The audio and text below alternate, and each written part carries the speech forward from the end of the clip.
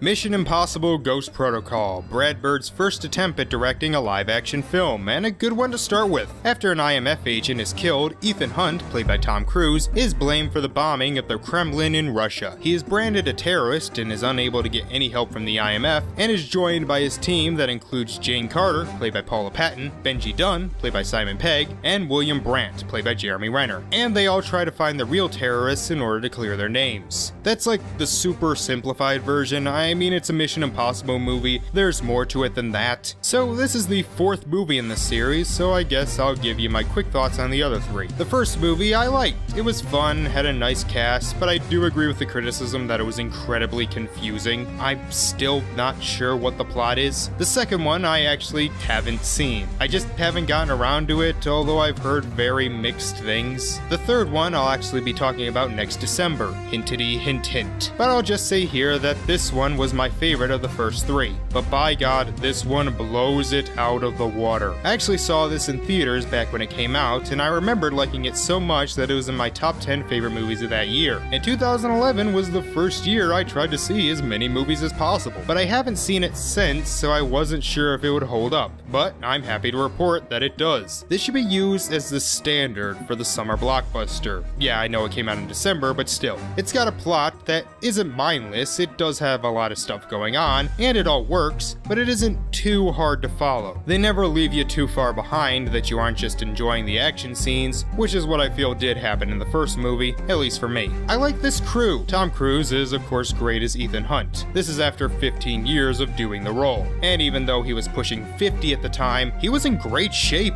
Of course, this is coming from a guy whose mom is a major Tom Cruise fangirl, so I kinda have to love him in anything he's in. Paul Patton works well in the role in more ways than one. Simon Pegg makes a good comic relief, enough that they brought him back for the next two movies, and Jeremy Renner is good as the outsider. The movie has a lot of suspense to it. Since they have no help from the IMF, they have a limited supply of equipment and resources. This creates a lot of tension when Ethan has to scale the Burj Khalifa, the tallest building in the world. And yeah, that scene is amazing. Every single aspect of that scene works. It's suspenseful, intense, and even has some good humor.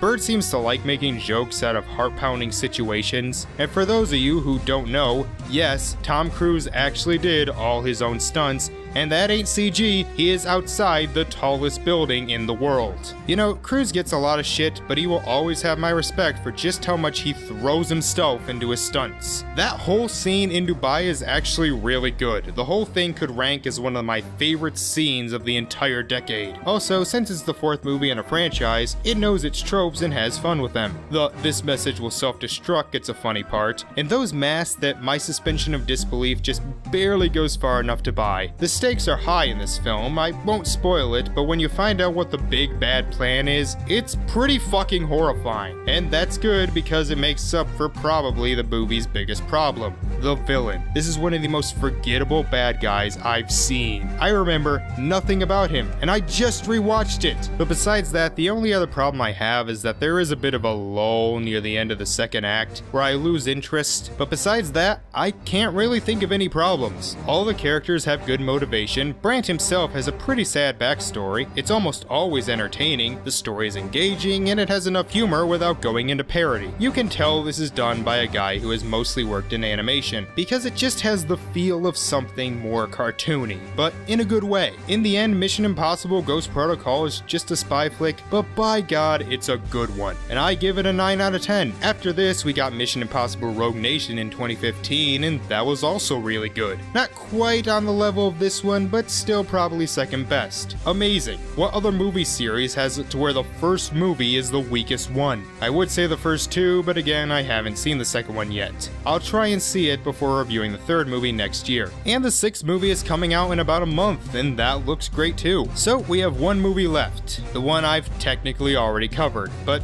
fuck it, that movie is so underrated that it deserves another review. See you tomorrow when we once again talk about Tomorrowland.